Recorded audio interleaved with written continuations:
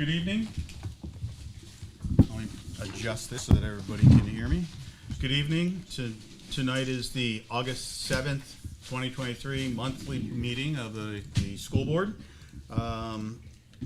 Ms. Hastings isn't here, so Ms. Walsh, will you call the roll? Ms. Higgins. Here. Mr. Weinberg. Here. Ms. Meeker. Here. Mr. Croto. Here. Mr. Cotton. Here. Mr. Richards. Here. I'm here. Ms. Hastings and Ms. Robinson are not. 7 members are present. We have a quorum. All right, very good. And you can use that microphone right there and we'll be good. All right, with that, we'll move on to approval of the agenda. Does anyone have any changes, additions, deletions onto the agenda? Mr. Cotton. Yes, I'd like to, after the public comment, have a vote on extending the time on the decision for the Runlet Middle School site.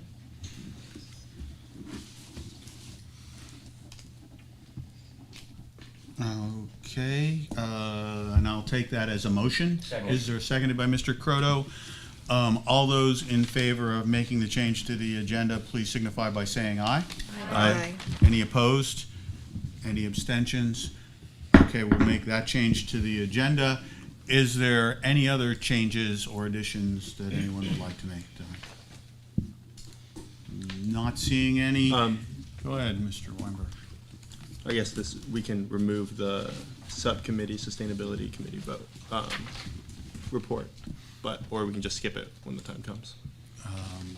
Whichever. If you want to make a motion to remove that, we can. Sure. So moved. All right. Seconded by Mr. Cotton.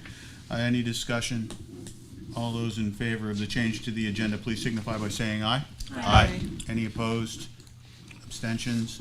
Okay, that change has been made. We will eliminate item 15. Who seconded that, Tom? Actually, Mr. Cotton did. Okay. And then any other changes or modifications to the agenda?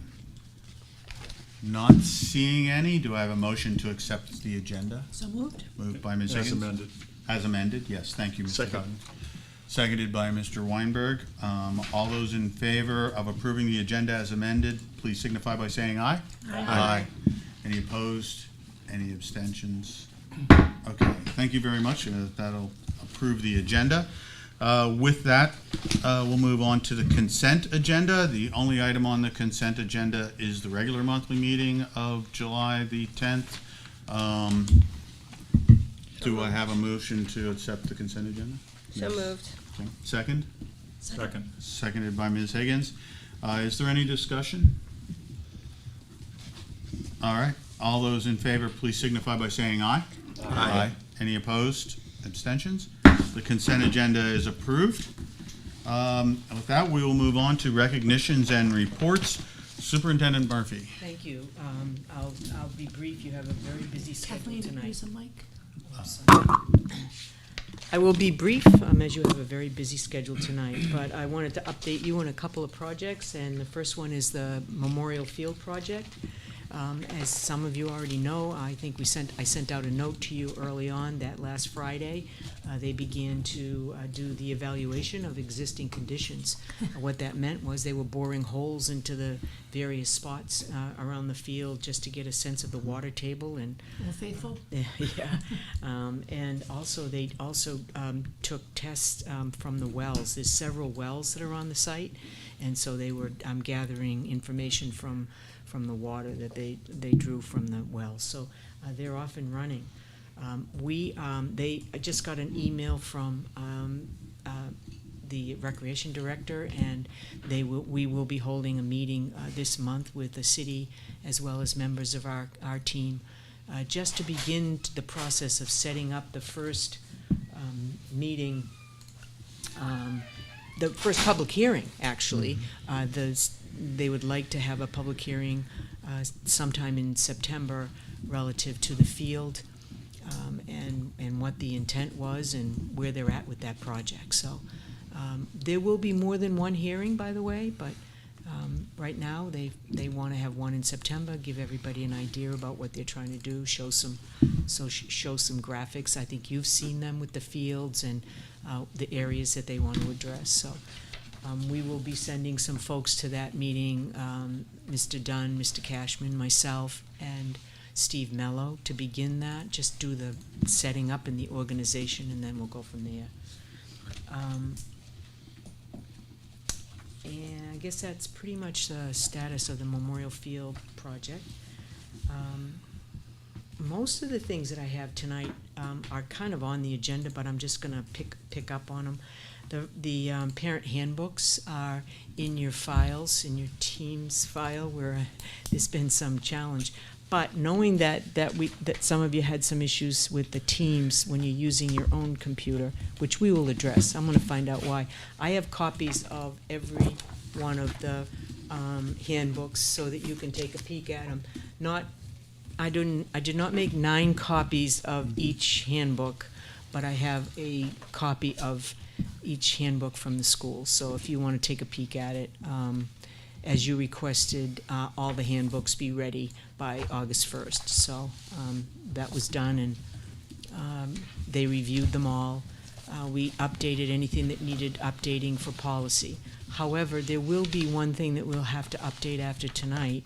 Should you make any decisions relative to lunch prices and lunch costs, then I'll have to go in and make that adjustment on all of the handbooks, just so you know that, okay? Questions on that? We good?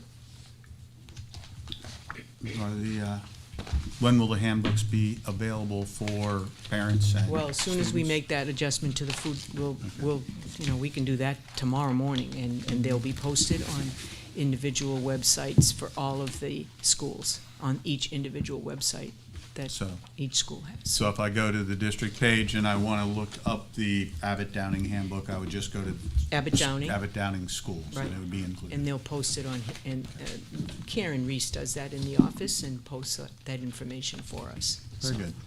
Excellent. Other questions?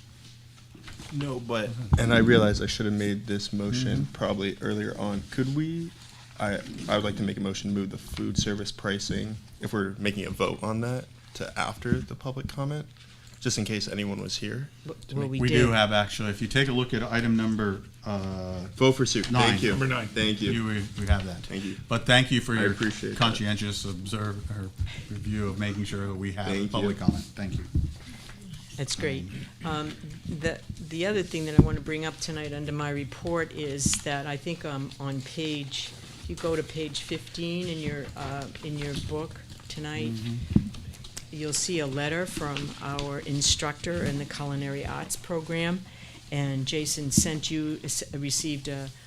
sent you a note updating around some of the equipment that they use up at the culinary arts program, and he needed to replace the current frylater in the program. He tried to purchase parts and put it together, but the piece of equipment was so old that he couldn't get the parts. So he talked to Pitco over in Bow, who does a lot of this kinds of work in providing equipment. And Pitco recognized that many of the employees that work there attend the Career and Technical Center at the high school, and he donated this equipment to us. And so to the it was 2 pieces, a frylater and a filtration system.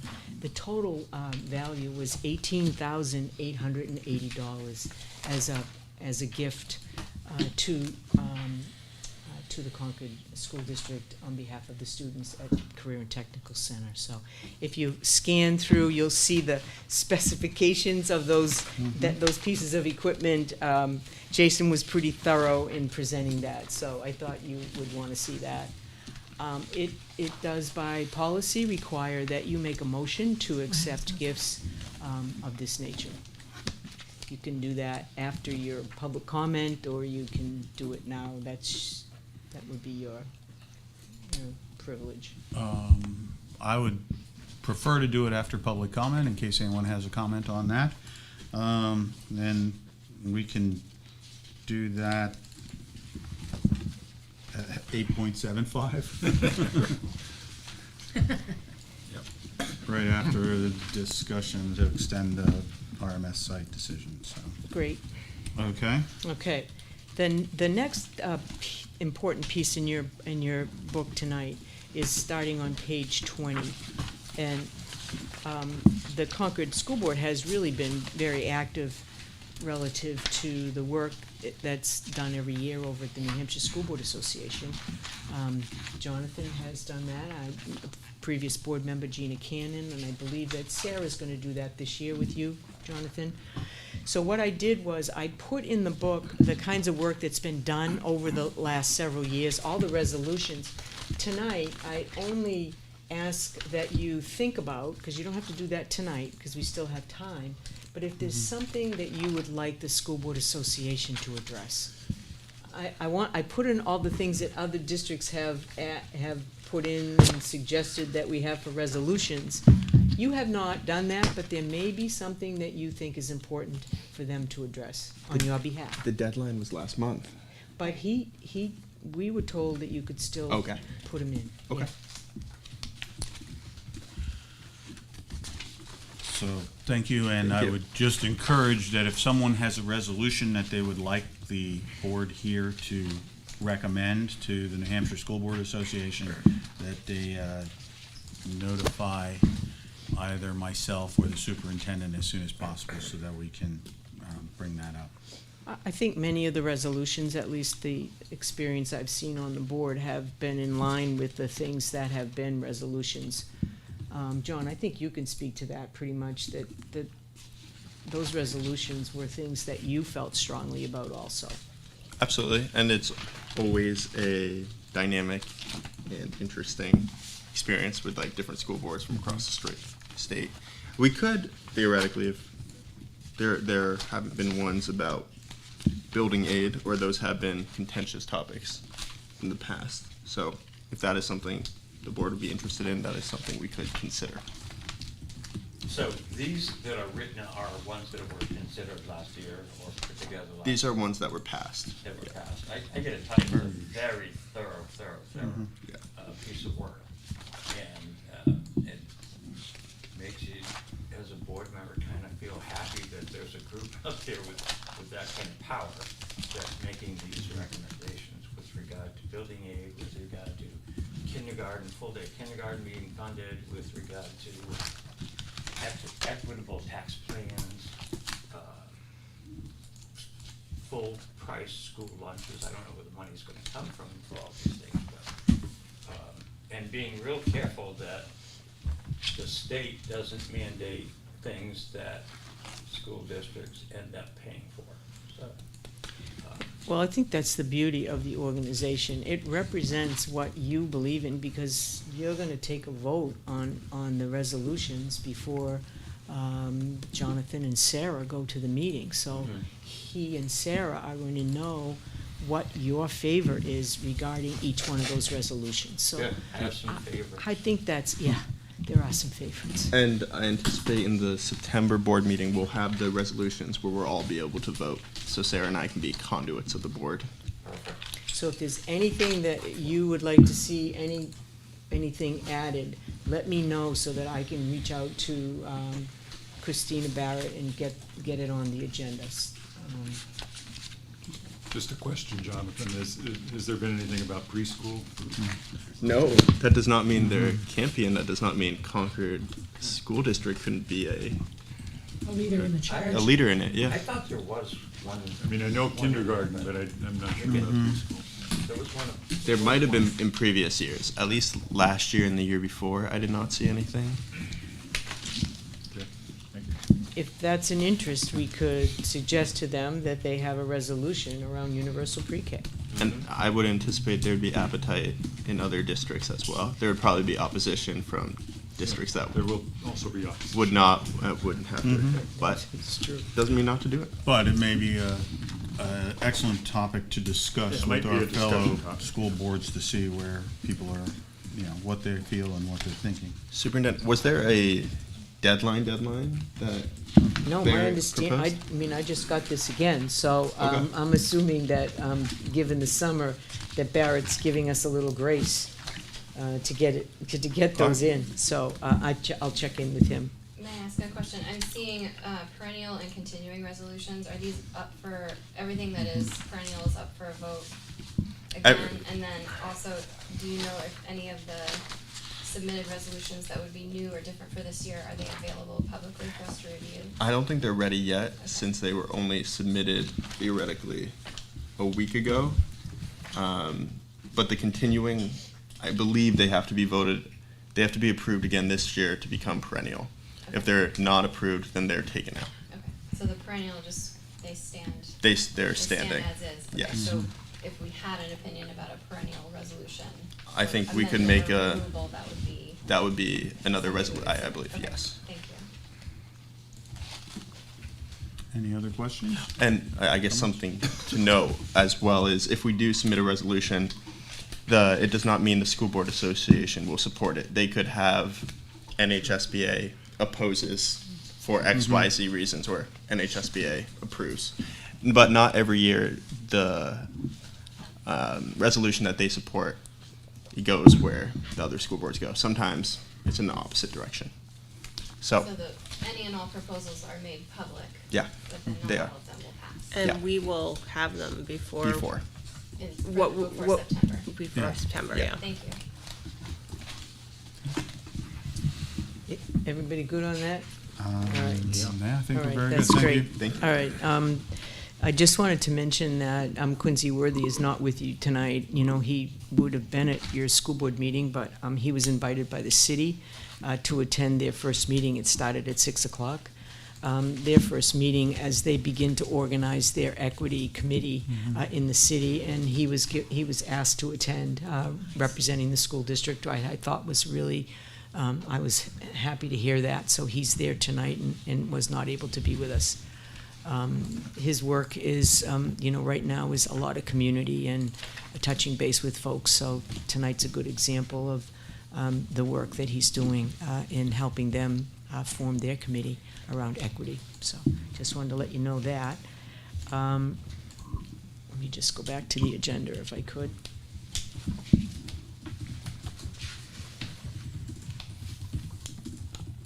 If you don't have any questions on that part, can we talk about number 5 and I'll just keep this going since it's calendar item. Certainly. So I don't know if you all know this, but there's a tentatively we hear that January 23rd will be the presidential primary for New Hampshire. The reason they pushed it back was Iowa is going to be held on Martin Luther King Day in Iowa, so this is a week later, and I suspect they're trying to jump in before South Carolina, so I don't want to get into the politics of it really, but it impacts us because we tentatively on your agenda, your calendars for 23-24 put in February 13th, because originally we thought that was going to be the presidential primary day. So I'd like to be able to ask permission from you to be able to adjust the calendar when we have final notice about the presidential primary to January 23rd. We're pretty sure it is from all the resources that we've heard from, but I want to make sure I have a letter from the city clerk and letting me know exactly what the date is. So we would have school on the 13th of February and move our professional development day to January 23rd. Okay, so you'd like us to vote on giving you permission to move that date? That's correct. When she finds out. if it moves. 9.5? Yeah. 9.5. Let's make it item 9.5 after public 8.5. comment. Yeah. Just If you want to just look, it's on page 38 too. I did put the calendar in just so you could see the movement. Just a question. Is it clear that the city continues to want to use schools as voting places? Yes, they've actually asked to use another school. I think that Jack was going to do a site visit. I did that, yeah. You've done that. The plan is to, Okay. Are they going to use Beaver? Beaver Meadow, They would temporarily. like to use Beaver Meadow. So that adds Abbott Downing, Krista McAuliffe, Broken and ground. Yeah, Beaver Meadow and clearly we Broken can't have Ground. school on. No. on that. Okay. Does Beaver Meadow have accessibility because it'd be downstairs, right? Yeah, No, but it'll be in the Cafeteria? cafeteria. Okay. either way, they could go. So you just walk in the front door and you go to your right and the Right. cafeteria's right there, so it wouldn't require that they move down and around to the back. There's no parking back there. Mm-hmm. The parking is all, as you know, on the side, Jim, you know, Yeah. and up in front, but there'll be areas that can be cordoned off for handicap parking, just similar to what they do at Krista, where on that, is it Franklin Street? Rumford and North Rumford, Spring. thank you. Rumford, they block off spaces so that there's parking for folks that need handicap accessibility. And the city says that's an adequate size space for them to be able to do The it. city, the city clerk walked it, Yeah, and it's okay. she's saying What's that it it in worked, place of? but it's temporary. They've been, since Golf course. COVID, there was a very large tent put up in the golf course. Oh, because it was, Prior that's a to, small area. prior to COVID, it was in the clubhouse of the golf Which isn't course, very but then afterwards, they put up a temporary, well, like an event tent, and it was next to the golf course. Bless you. And which is adequate, but a little difficult during inclement weather. Yeah, it's breezy. Put it that way. So I can understand time why of they're year. looking for another location. But if the city is satisfied, then I don't have any Like other I said, questions. Jack and the city went out to the site to evaluate, you know, the ability to use it, and they felt they could, so. Okay. I don't know what the voter turnout is out there and the numbers of people that go, but as you know, the presidential primary is a big deal. The voter turnout out there is good. It's relatively heavy. Yeah, Not as heavy as downtown maybe, but, yeah. And again, being a presidential primary, you know, this draws a lot of attention, so if that's okay, then maybe you can make that motion. You're gonna do it after public comment? Yeah. Is that what you said? Okay. So now we're at 9.75? Who knows? Just, you know, Or to add to going, the yeah. pile, since we are talking about the school year calendar, we did have a teacher make a request by Yeah. email of the board for us to consider April 8th, which is the full solar eclipse, a once-in-a-lifetime event that's happening that she feels might be worthy of a day off of school for the district. So I just wanted to make sure we at least had a quick chat about that to see how everybody feels about it, if it's appropriate for a day off of school for people to go visit the sun. Is it not visible in Concord? It's 90%. visible at 95%, but not 100%. So a lot of people are traveling north to go see it. It's gonna be cloudy that day anyway. Exactly. Probably rain. It's April, actually. I think it's a neat idea. I It's mean, an you interesting know, idea. obviously, you know, we want kids in school, and I hope everybody, if they are at school, are learning about the eclipse and the arts and sciences that go along with that. Such a fascinating event, but, My only concern was the equity piece, that families don't always have the ability to hop in the car and drive to Colebrook or Pittsburgh. And, you know, they're either working or they don't have transportation, and it does limit, it's not, So those kids I not don't only feel can like see it's a it, school-wide they can event, and Okay, well, we'll discuss it at the same time as we're adjusting the calendar relative to the Big primary. discussions coming up. All right, So the all right. calendar All discussions. right, good. I can't We'll wait. do it then. The only other thing I wanted to say about calendars, and it's something that the board had mentioned to me last year, and that was, could we start the high school all on the same day? And we will be starting grades 9 through 12 on the 30th. So 9 through 12 will be in school on 30 and 31. And the reason that Dr. Herbert made that recommendation to me was because they had close to 75 to 80% of ninth graders attend their Yeah, the summer. freshman boot camp, if you will, their camp where they were with the teachers and the administration up at the high school for a week at a time, and they broke them up into 4 sections. So they feel like they really made the outreach to ensure that youngsters were comfortable coming to the school. Tim has also sent a note out, Dr. Herbert has sent a note out indicating that anyone who would like a visit prior to the opening, come on up, just give us a call, come on up to the school. We're happy to take you around, show you the school, acclimate you to where the gym is and the cafeteria and all the essential locations, right, for freshmen. So that's available to them. But I think it makes a lot of sense that all the kids start, given that there's only 2 days that week to begin with. On that note, do we know that all the elementary schools are communicating to kindergarten parents that their children will only go 1 day that week? Because they haven't always done that. Well, we've had that discussion. We have some more discussion to do on that topic, because we also have a kindergarten program that youngsters can come in. But yes, they have responsibility. They break up their schools into small segments and bring them in over the course of 3 days. Wednesday, Thursday, and then the following Tuesday. They're breaking them into 3 groups? Yeah. Well, Some are 2, depending on their numbers in kindergarten. So Okay. I want to be careful there. Each school is a little different, depending on numbers.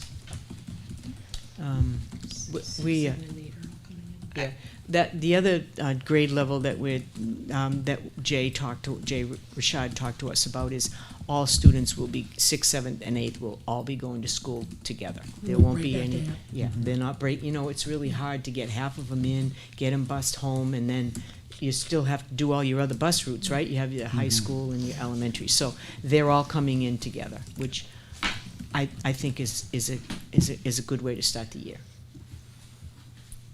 Just, So- that was an FYI. I was gonna say, does that start schedule require a vote No. of the board? No. Okay. Such a change of practice, which I didn't think required No. a motion of the board. Okay. I was just checking. Thank you. You're welcome. Anything else? It's probably had enough, right?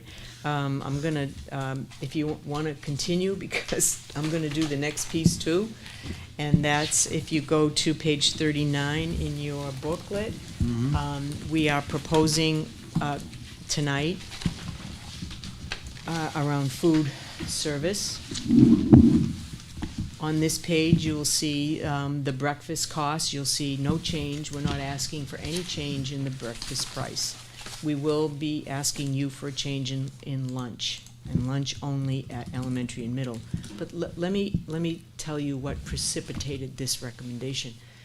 We had approximately $61,000 worth of debt this year for lunch costs at all of the sites. So that was one factor. The second factor is the federal government sets a threshold for free and reduced costs. So the cost that we received for a free lunch is approximately $4. So we get $4 from the federal government, right, for a lunch. And so what they want to make sure is that there's equitable payment. In other words, the costs that we're getting for the money from the feds doesn't supplant our costs in the district, so that you have to have a delta that's done by formula based on your lunches and your costs, that you have to keep up with the costs that the government sets for free lunch and breakfast lunch. I've done this before in other districts. We've had to have small increases so that the delta between those two weren't so far off. But it has to do with the fact that could be perceived as us using using that to offset the costs that we have to, we have to pay for that. Even if the debt is $61,000, it's still coming out of your operation side of the budget. Did I pretty much sum that up pretty well, Mr. Dunn? Thank you. Okay, questions go ahead, Mr. Weinberg. Just look at the lunch costs. We're asking for a 25-cent increase at the elementary from $2.50 to $2.75, and at the middle from $2.75 to $3, and we're not asking for an increase at the high school. They're currently at $3.50. Okay, go ahead, Mr. Weinberg. Thank you for the information. Mr. Dunn, I feel like we had this conversation a while ago. How much, again, would it cost to do universal free lunch across the district? Probably over 1.2 million. 1.2 million. Thank you. Other questions? All right, this is scheduled for us to vote on as item number 9, and we'll have an opportunity for questions and discussion at that point as well. That will be after public comment, and anyone can make public comment with regards to that. I will take this moment to make a plug, as I always do about this time of year, for parents to please fill out the forms and application for free and reduced lunch. It affects our Title I. It affects a lot of our programs. You know, it's not a public document. It's confidential, and it's one of those things that I'd like every single family to fill out just to see if we're eligible, the same way as we have everyone take the SAT at one point. So go ahead. Just to add on that, students that qualify for free and reduced lunch don't necessarily have to eat lunch at school. They can still bring their own lunch if they prefer that. But by meeting that standard, you also become exempt from a number of other fees, especially in middle and high school athletic fees, different things that that can be super helpful to families who might not realize that it's not just about the food sometimes. It's about any extra payout that a family might need to make. Free and reduced lunch qualifiers are often exempt from those things. So it's just a good thing to share with families. Oh, I don't eat at school anyway, I don't need to do that. Well, except if you qualify, it can help you in other ways. Thank you. Thank you, Ms. Higgins. Great point. Yeah. Any other? Thank you for letting me put that comment in there. Well, it's true, and not only that, but your adequacy money in the formula includes what your free and reduced count is. And, you know, we have one of our elementary schools that doesn't qualify for Title I because they don't meet that criteria. And in part, everyone that I've talked to said, you know, it's getting those forms in, those applications to us. So we are going to do get the forms out to everyone. And Is it they're possible to have some available outreach if there are online. families that would need help, language help, and Right, well, we do that at Keach Park, and we Yeah. have the translators there to help Okay. us with filling out those forms. but even a we- follow-up on that if Yeah, families we, didn't. we will, because I think that's important, and we don't feel like we're always getting all of the information. It's particularly more difficult at the high school level, you know, Wow, 'cause it's embarrassing. high school kids are, you know, less apt to do that and, you know, take care of it or remind their parents that they have to do it. So we'll continue to do that. I have a newsletter I'm preparing now, and that will be in the newsletter. They absolutely have to help us with that, Right, because we did lose Title I funds from one of our schools. yeah. So parents need to fill it out because it'll save taxes. Exactly. It'll lower your Exactly. taxes. And those high school families are the ones that have the biggest fees separate from food, so. Okay, thank you. Okay. All right. Item number 7, middle school project. Is this you, Superintendent, or someone from the capital I think facilities? capital Well, yeah, we facilities. just had a meeting last week, and as always, Matt did a wonderful job running it before he flew to Korea. He ran out. So we had somebody from the DOE explaining, I don't remember her name, but talking about. Amy Clark. Thank you. Talking about all the ins and outs and some potential changes for the building aid. She was wonderful, answered a lot of questions. And then we had HMFH, tongue twister, come and talk a little bit about site planning and all this. It was a lot of just wonderful information, which if I had minutes, I could be a lot more. Anyone else want to add? I think it was just I think you covered. Yeah, I mean, key basically that was it. Those are the key items, and they did go into great detail. right, and we talked a bit about the reasons for extending our deadline on really solidifying the site selection, which would give all parties involved more time to look at infrastructure, all of the small details, traffic studies, safety, all of it, and have a really clear idea, which could be quite a rush job if we tried to have that happen in September. So that was where that discussion came from. I think the only thing I would add is the timeline did move out, which gives us more time to be more careful Right. and to get more public input. The only downside that I'm a little disappointed in is it also makes the building timeline stretch Oh, out yeah. till 28, I think, is when we would finally get to have a new middle school if everything goes as planned. So that's about 2 years longer than we originally thought, I think. So It is unfortunate. That has to do mostly with the timing changes yeah, of the timing building changes aid. on the building aid, yeah. Right. So, excellent. We will be voting on extending that timeline after public comment. So, thank you, Ms. Higgins. The only thing I want to remind everyone is that on this month, you have a special board meeting on the 14th to discuss the middle school project. And this will give you an opportunity to kind of, it's almost like a workshop for you to plan as we move forward to do 2 public sessions. Right. We have 2 public sessions scheduled in September. You can see that on your calendar. When we review calendar, you'll see the dates. And we have one face-to-face special public hearing, face-to-face at Runlet, and then a second one, because sometimes it's difficult for families to 5:30, 6 o'clock to be there when they're trying to feed their kids and do all the other things that they're doing, going to soccer games. We thought we'd do a Zoom meeting, and that might help folks. They didn't have to worry about babysitters, and they didn't have to worry about dinner. So that will be a catch-all for everyone. But that will be the first of many public hearings that we have. I mean, as we go down this road, we'll just continue to have conversations with our community and work with the folks that have the questions. And got a question today from somebody who attended the meeting last week, and so I wrote back to her, and that's we'll continue to do that kind of communication. We did move forward with getting some help around the middle school project and developing a web page specifically for that.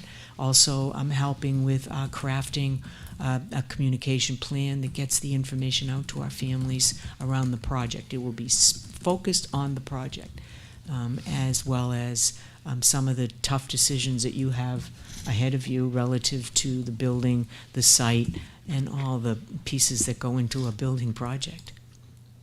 So they're going to help us with that. Jack and I are now working with a group to see what that would look like. So, Okay. Thank you very much. Questions or comments? Well, I guess for the 14th, if you have an NHSBA resolution, that could be a good time for the full board to vote on that as well. Oh, yeah. Yeah, that would be excellent if we can get that in there. The 14th is a meeting that I will not be able to attend, but Ms. Walsh will conduct that meeting for me. Anything else? Not seeing anything. Superintendent, do you have anything else? no, I think that's All right, and so then that will move us to item number 8, which is public comment. This is a public comment on any topic, on anything at all.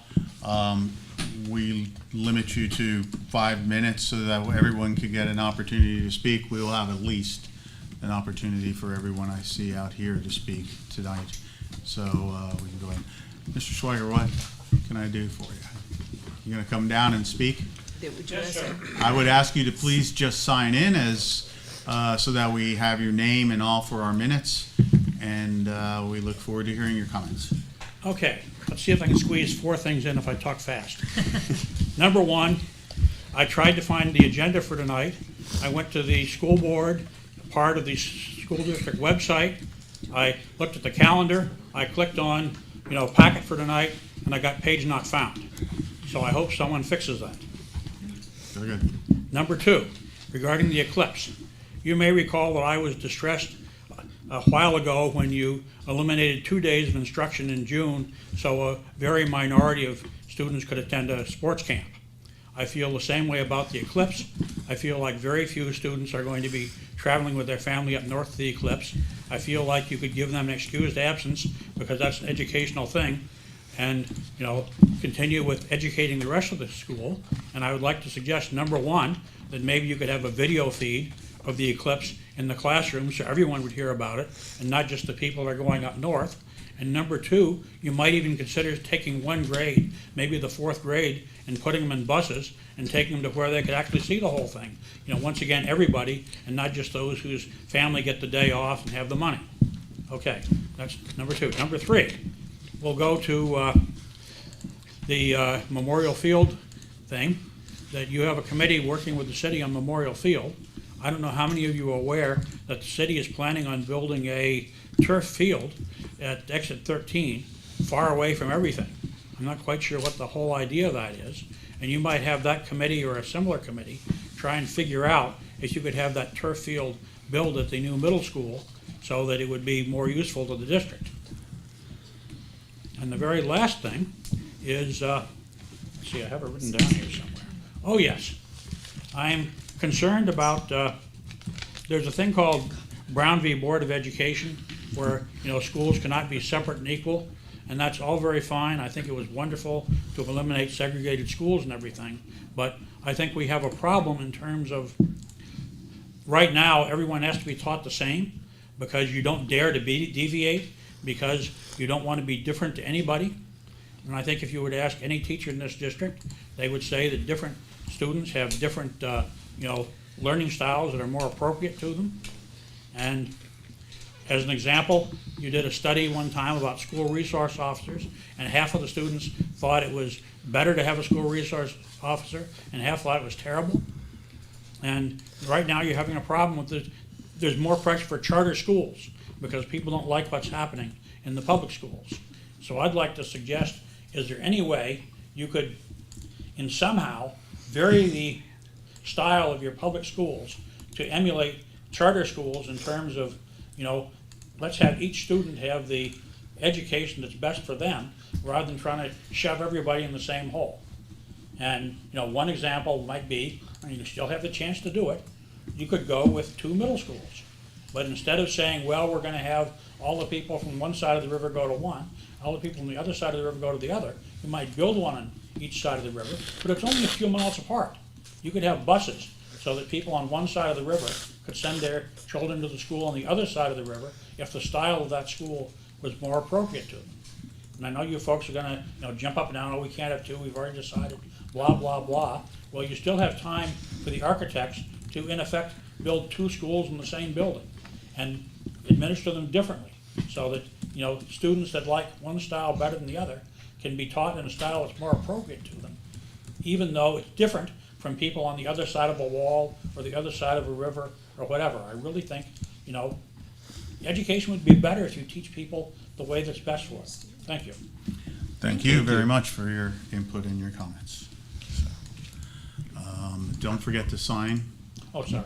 You know, we changed up the, you saw the web page for the district, and we went to a new tool called Apogee, and it allows us to put out information in a different way. It includes our Facebook and Twitter accounts so that when it's posted, it goes out to a greater breadth.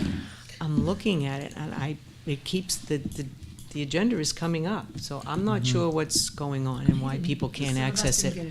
Yeah, It didn't I'm come looking up when at I it. looked at it yesterday. I got we, the exact what- same thing. Yeah, For I'll this, look at it. we We'll need to check look it into out in this the a little bit morning. more. We've already sent an email out tonight. Yeah. Kim just did, so thank you for that. I'm sorry, I Okay, apologize. Dr. Murphy, I would like to point out that I was able to find it using a different set of links. Okay, If I went through the link to agendas, I found it. okay, But if I went to the calendar, I didn't. okay. I will, thank you. I will check that out in the morning. Is that what you did? Thank you. Okay, thank you very much. Anyone else have a comment for this evening? Sure, come on up, please sign in.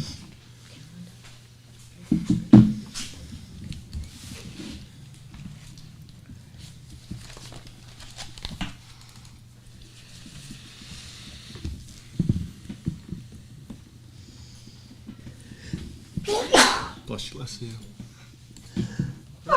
Bless you. Good evening. My name is Kathy Kaplan.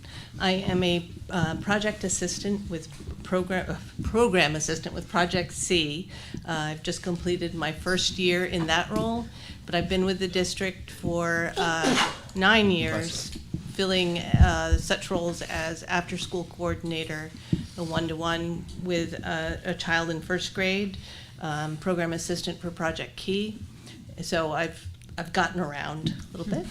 I'm here tonight first to introduce myself. I served on the negotiations committee for the CEAA union and wanted to extend an invitation to the board that if at any point in the year coming up you'd like to shadow me in Project C, I'd welcome it, but to reach out to EAs in the schools and perhaps arrange a time to spend some time in the classroom seeing exactly what they do on a day-to-day basis. That's Thank a you. great idea. Thank you. Thank you. Thank you very much for that invitation. I would just like to acknowledge that Kathy spent 4 hours here this morning working on the profile of a learner, and it was great having her in. Yeah, thank you very much for that. Thank you, Mr. Cotton, for bringing that to our attention. Anyone else want to make a public comment? Please come on down and sign in. Hi. My name's Jay Whitelaw. I'm here about the middle school project, and I'm here because I live at the corner of South Curtisville Road and Portsmouth Street. So I am extremely familiar with the traffic that goes along with having Broken Ground School and Millbrook School. And it's fine because they're kids and it's really important. Until you have been there on a school morning, you really cannot appreciate the level of traffic that there is, the amount of buses, parents driving children, which increased substantially with COVID and really, I don't think really has gone down much. The cars are stopped way back from the four-way stop that's at that corner.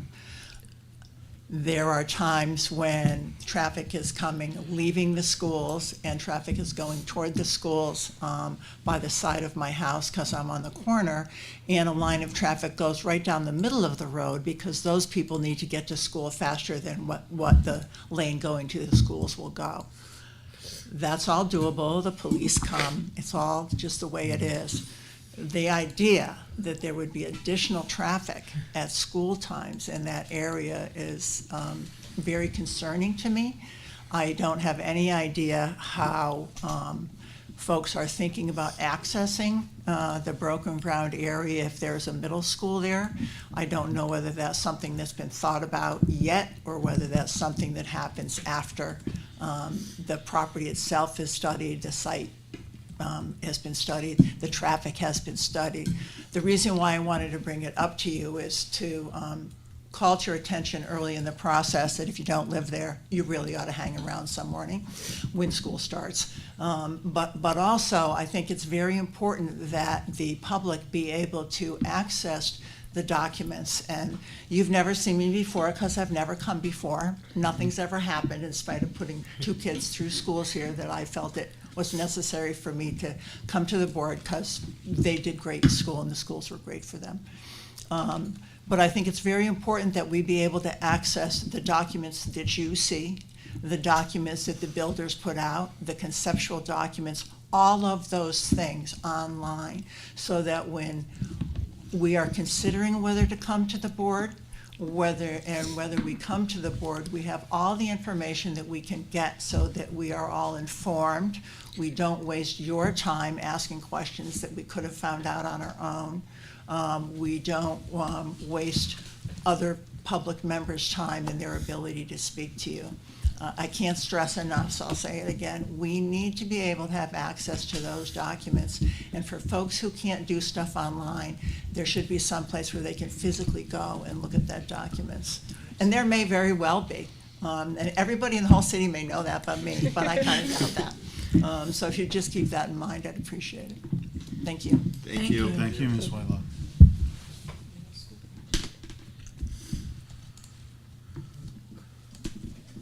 Well, you want a lot of information.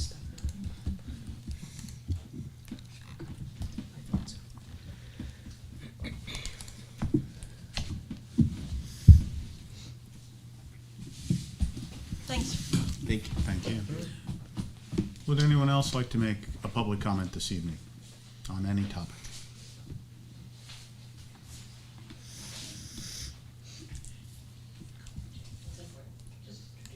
We're not intimidating. We'll listen to whatever. We're actually very anxious to hear what people think. So if you, I won't force you, but if you'd like to, please. Introduce yourself. Oh, Okay. okay. Just to introduce myself. Okay, that's fine. Okay. My name's Jan Franklin. I've worked for the school district for 34 years. I'm a very proud member of the school district. I'm also the union representative in my building at Beaver Meadow School. I'm also one of the negotiators on the negotiating team for CEAA. I'm RBT certified, CPI certified, and I'm happy to be here. I don't have anything else. I will just follow up with Kathy. Come and join us someday at school and see what the EAs do. Did Thank you you. tell them that you just finished summer school today? Yes, I did Go ahead. just finish summer school. Thank you for that, too. I did that too. Very good. Thank you very much. We appreciate you coming out, to speak with us. Thank you.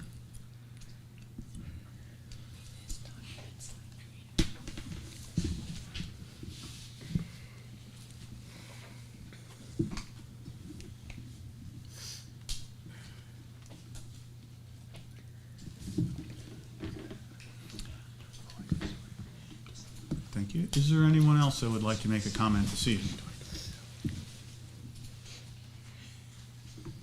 Well, not seeing any, I do want to thank everyone who did come and make a comment. We very much appreciate your input. We are also available if you want to contact us individually. All of our contact information is on our website. For anybody who's watching us on video at this time, feel free to reach out and contact us because we do, as Mr. Cotton mentioned just a few minutes ago, want a lot of public input as much as we possibly can get, and we appreciate it and very much for the assistance in making our decisions. So thank you. All right. Next, we will move on to, I have to flip back to our numerous 8.5, this is Mr. Cotton, do you want to make that motion, or Ms. Higgins, with regards to that's extending the middle school site decision? Yes, I will move, originally we had planned on behalf of the committee to ask for a vote on the siting of the middle school at our September meeting. After the meeting the other night, it appears now that we have a couple of extra months, and so I will move that we make the selection on the siting of the middle school at the November meeting of the school board. December. Actually, the December meeting, I'm sorry. Thank you. The December meeting of the school board. Thank you, Mr. Cotton. Is there a second and then a discussion? I'll second it. Seconded by Ms. Higgins. Discussion from either of you, then Ms. I Walsh, just go wonder ahead. if we want to specify the December meeting or just December in case we choose to do a special, We could do a special meeting. meeting on it. So if we At a want to just meeting say in December. at a meeting in December. I still second it. Thank you. Certainly. And if, just for discussion purposes, if I am correct, the Capital Facilities Committee will be, looking at that Making at a their meeting and recommendation making in November. in November. So there's ample opportunity for people to have their opinions expressed, and we appreciate that. So, all right, that's been moved and seconded. Is there further discussion? Go ahead, Mr. I Croto. just wanted to make a point that if people in the public are wondering why we're talking about this so quickly, I mean, it does seem quick.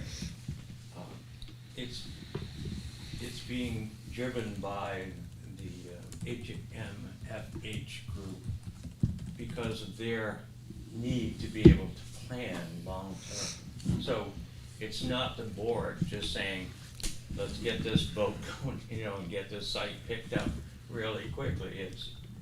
There's, as you can all imagine, tons of planning that's gotta come up.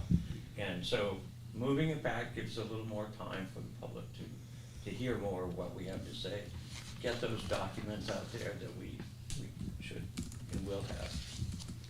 And I would just add that, yes, it's partly because of the architect's need to plan, but the entire thing is really being driven by the building aid schedule.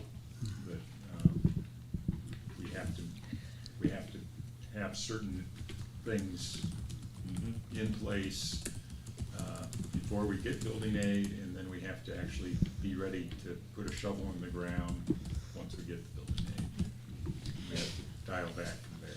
And the bonus is that this allows, 2 more months for the public to become involved and ask questions and share their opinions as well, which is, I think, was a driving force, Kara, when, Group discussion. yeah. We're all feeling it, you Yeah. know, we've been Yeah. talking about this a long time, some longer than others, relatively new to the board, but, I feel like we're coming to a place where we need to make a big decision Right. that impacts our entire community, and now we're finally able to have these,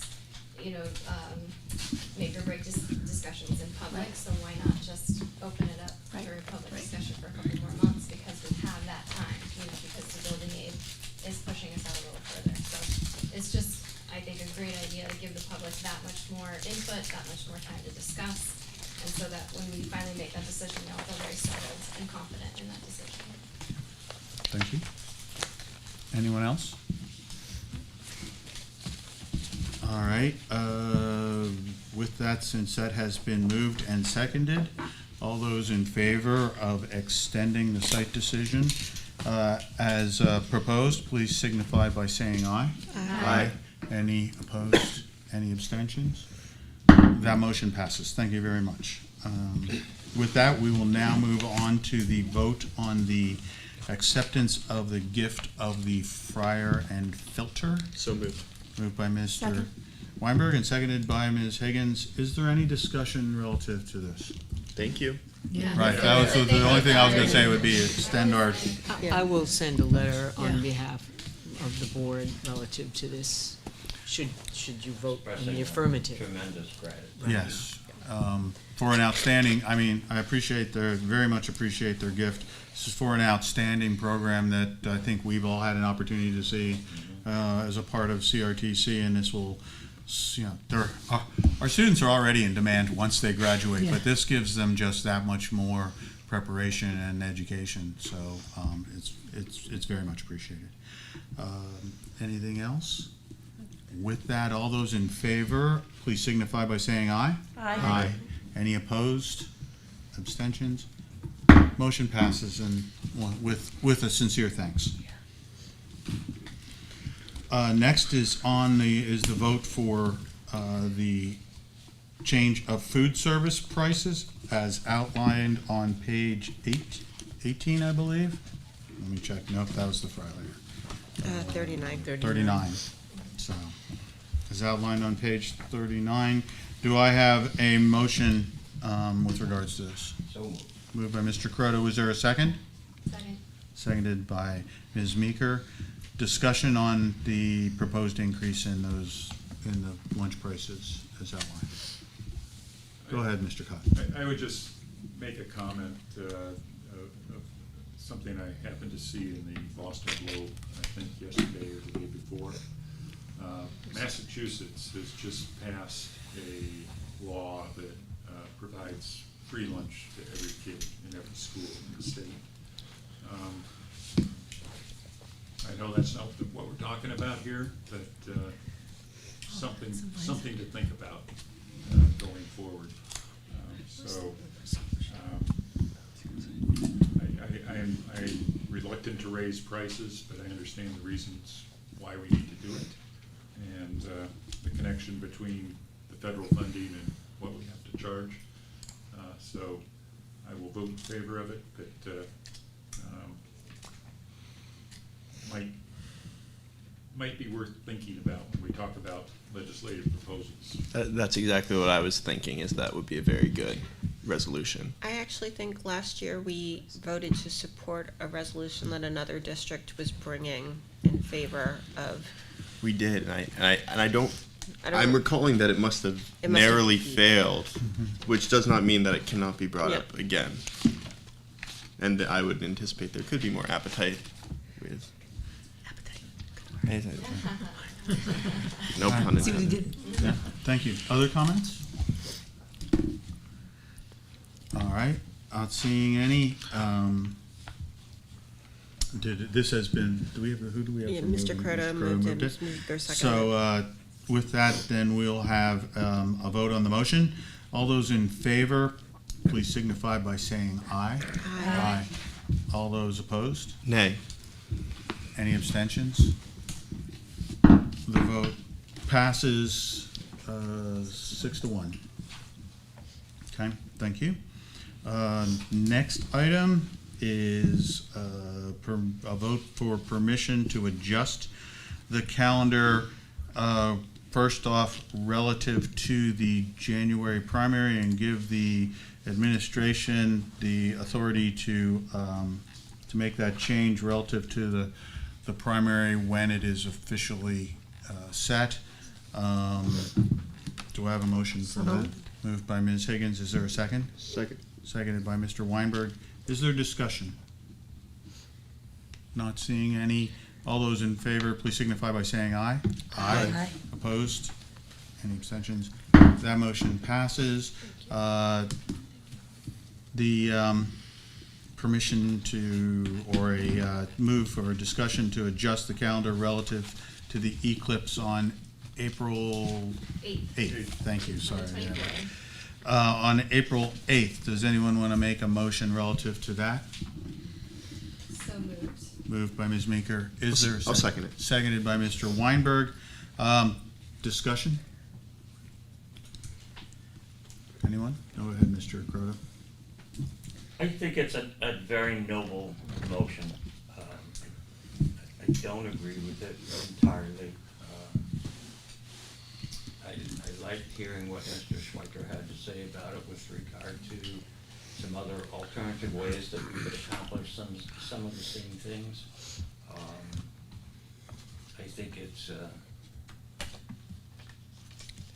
I think it's our board's mission to make sure our kids are in school as many days as we can possibly get, given the fact that this is a very important thing. I totally understand.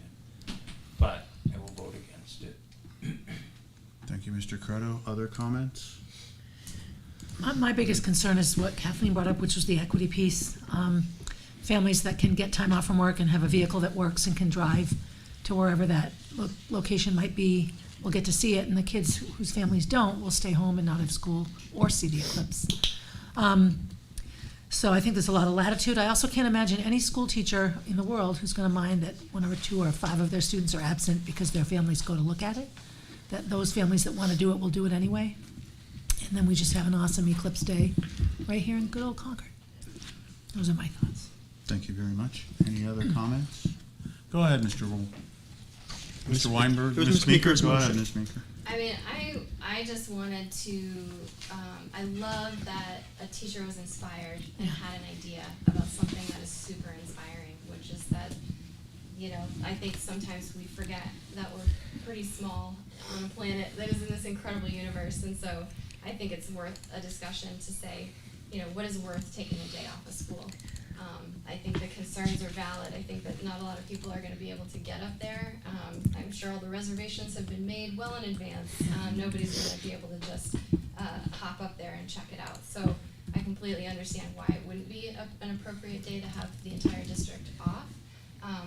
But I just think that it's a really great opportunity to have these discussions about what inspires our students, what inspires our teachers, what would be a good reason to have a day off. Is it the first time they shot a rocket into space? Is it the first time they sent a teacher into space? Is it, it's just these things that I think create awe and wonder, and we should feel inspired to just at least have the conversation. So that's, I wanted to bring the motion just to say, hey, this is a pretty cool thing that's happening. Thank you. I would agree. Yes. I mean, science is, pretty amazing. The fact that between math and science we can figure out so many different things and ask so many more questions in the process. And I appreciate Mr. Schweiker's comments. I thought his suggestions were very good and worth pursuit. as options. I will also, I think also I'm voting against this as well. Go ahead, Mr. Weinberg. Well, I think too about the equity pieces. I know there's a lot of challenges with childcare, so I would worry about guardians or parents that would need to work as well and not be able to stay home with their child because the school took the day off. Thank you. We had a discussion today in the office because I got a copy of the email too. So we talked about the ability to stream the, stream the event, or I'm sure there will be, folks doing that for us and make sure that we have some activities for our youngsters here. And, Concord will be 95%, so we know that. Pretty dang good. Yeah, it's a very short period of time. I think the total eclipse lasts 4 minutes and 27 seconds, as we talked about today. But our kids will have a chance with the teachers in their buildings to talk about it, and we'll figure out a way to get this video streamed or however they bring it to us to share with the kids. So we didn't ignore it. Superintendent. Any other comments? All right, the motion was made to create a day off for that, or and seconded. So we'll be voting on whether or not we do want to support a day off for that. All those in favor of the motion, please signify by saying aye. Aye. Good. All those opposed signify by saying nay. Nay. Any abstentions? The motion does not pass. But thank you for the discussion. I'm glad we're talking about it. Yeah, same. Okay. Let's see. Moving on. That was all our votes. That was That's the last one. That was the last 9.75. You did it. Thank you, okay. I just didn't know if we needed to vote on allowing the use of Beaver Meadows School for the primary. Oh, yes, we do. Yes, don't we? Do we have to vote on that? Didn't we give the flex? Oh, We gave the date, but I don't believe we voted on allowing the use of that school. Have we ever voted on that? I don't. No, I don't think so. No, we didn't I vote don't on- believe you have, and in your agreement with the city, Yeah. you Yeah. talk about sharing Doing them, facilities yeah. and using them. You do that all the time now with basketball and events that happen, but I have not recalled that you did that when we added Abbott Downing to the, Jack, you have some history, do you? Well, I know it came out of your meetings when you were invited to be on the thing and said all the schools were open, so the board endorsed I that. think the board endorsed it, so I guess that endorsement carries through for this one, is what you're saying. Yeah. I don't have They're a problem with expecting that. it, so. Does anybody on the board have a problem with the fact that our prior endorsement is just, that this is just an extension with it, to it? Okay. Then we don't need to have a vote on that one. Very good. And that concludes our addendums, our additions to our, agenda with regards to that, and we will move on to report from the instructional committee. Who will be making the report on the instruction? Well, I think that Kim, Chris Demers, Chantel are here tonight to present information around our state assessments. Okay, do we have to vote on any minutes or anything with this? No, no. Okay, then very good. Welcome. Thank you very much. To the right of me, Chris Demers, the District Assessment Coordinator, and Chantel DiNapoli, who is here as the Math Coordinator. And this discussion about our overall results for 2023 did not go in front of the Instructional Committee first. Rather, it was by Chairperson Ms. Walsh. I'm not the chairperson of this. I mean, I'm sorry, board member, Ms. Walsh, sorry, had asked that we present the scores now, rather than do the instructional committee and then wait, just because it just seemed that this was a really good time in the summer to go ahead and present this information. What we have for you are the New Hampshire SAT scores and the SAT scores. What have not been released yet to the public are the scores of other school districts, so that we are only seeing our district scores compared to the state. We're not seeing our scores compared to like districts. So typically in the fall, a presentation would be made so that you could see the comparison district to district. So, for those persons in the public who may not realize, we have New Hampshire SAS scores for grades 3 through 8 and SAT scores for grade 11. And we have a comparison pre-COVID that we're going to be sharing with you. We also have, we're not able to go back further than a year before pre-COVID because we were a PACE district at that point. So we're not comparing apples to apples. So I want to thank Mr. Demers in advance for putting a lot of this data together. And we're just going to give you highlights. Please feel free to ask questions at any time. Sorry to those in the front who had to turn to face the screen. So again, I'm Chris Demers, returning assessment coordinator. I just spent 2 years at Beaver Meadow with Mrs. Franklin, and I would echo that you should go visit her because she is amazing at what she does. So what I'm going to share with you is a 3-part story, and I know we have only about 20 minutes for this, and I tend to drag on, so I'm going to speak quickly, and Chantel's going to tap me on the shoulder when I hit my time limit.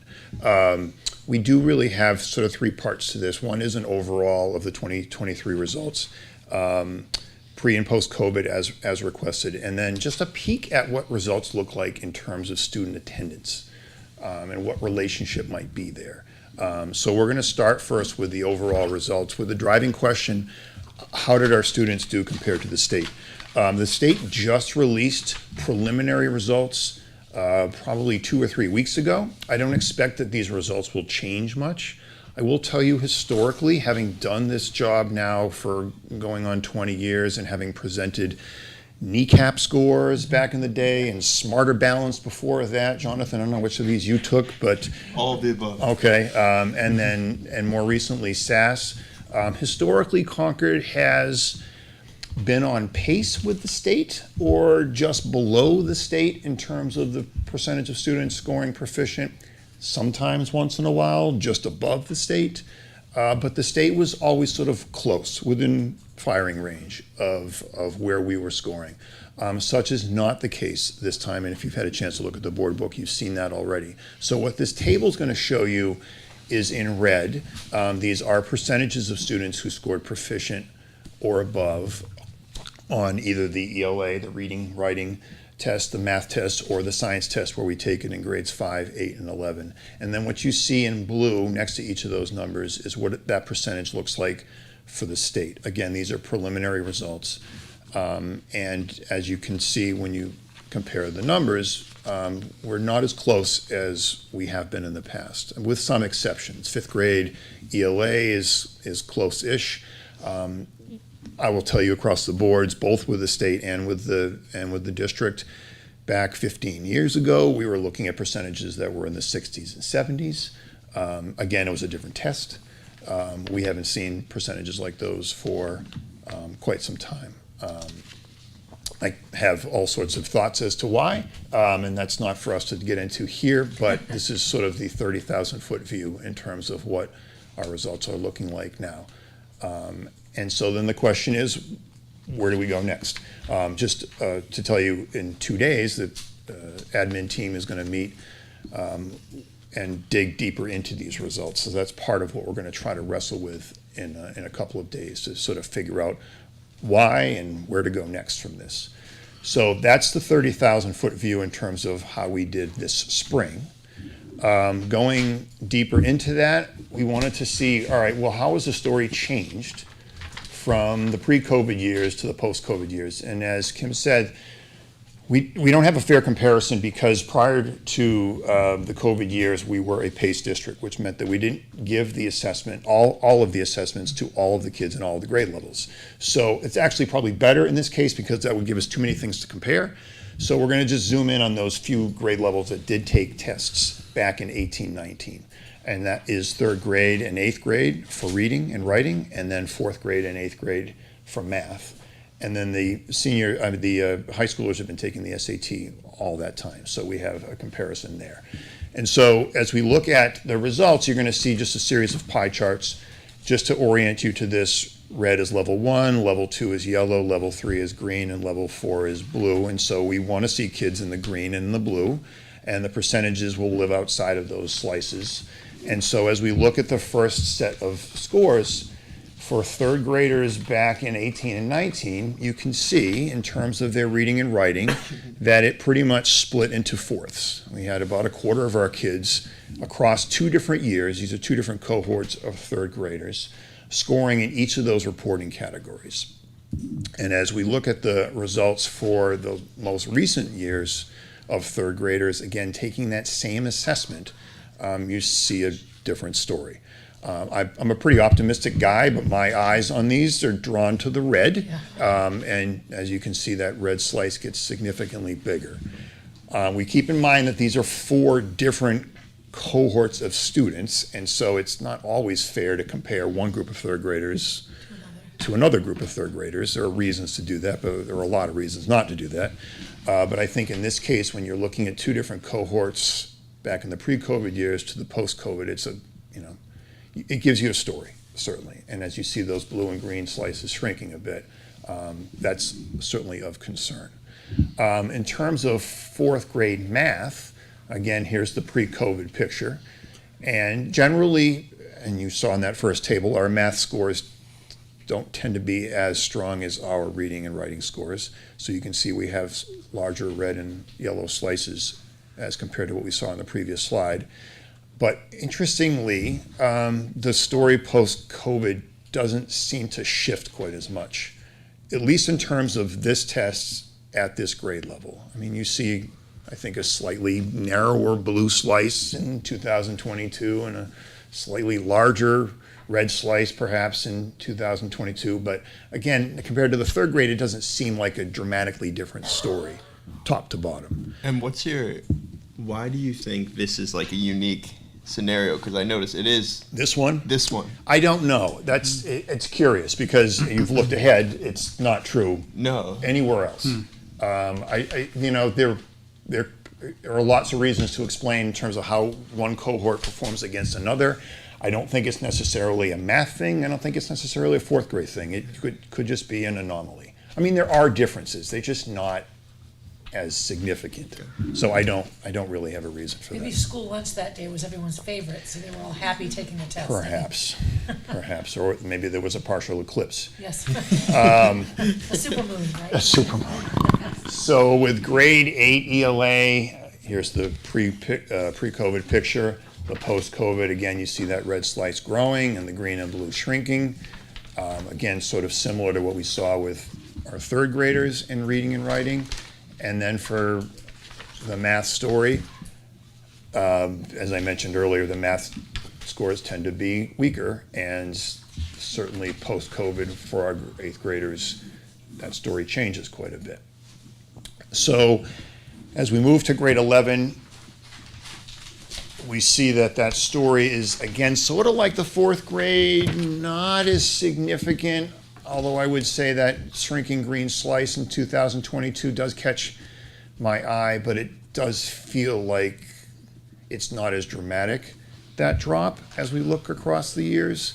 But for math, again, we see that increasing number of students scoring at that level 1. I don't think it necessarily, as we were posing this question, that it surprises us.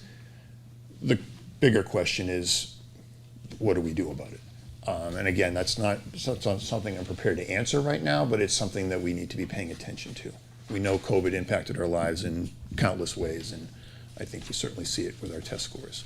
I forgot to say this up front, and I'll say it now, and I don't offer this up as an excuse, but we are focusing in on 2 standardized assessments, and I just, as scary as some of these results are, I want to remind us that these aren't the only ways that we measure how our students are performing. And part of what we're going to do when we look at results in a couple of days with administrators, and what we do even more importantly on a regular basis, is we consult a lot of evidence in terms of what our students are doing. And in some cases, those other measures perhaps mirror what we see with our state assessments, and in other cases, they tell different stories. So I just want to put that plug in there, that this is not our sole focus, is in terms of how students perform on the state assessments. Not discounting its value, but it is a piece of a more complex story.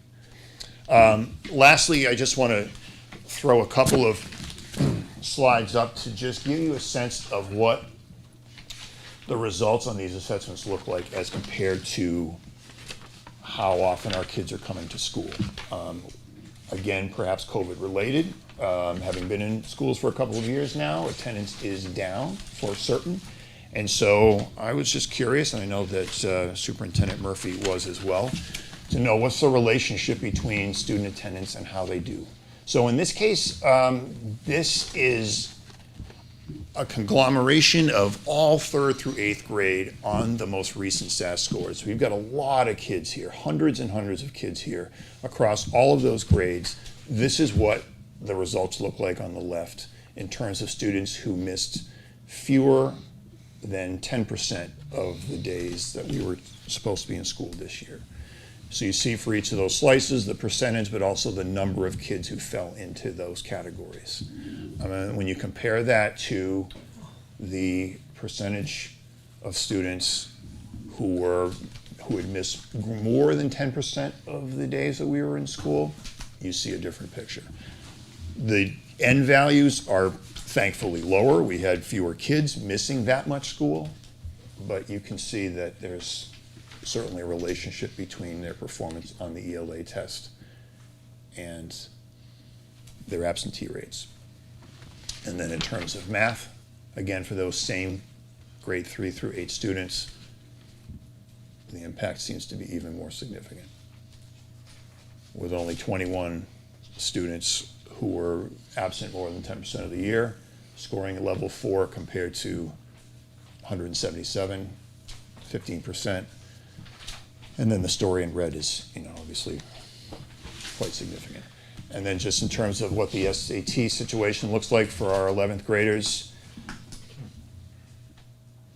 for those who missed more school, and then in terms of math, similar.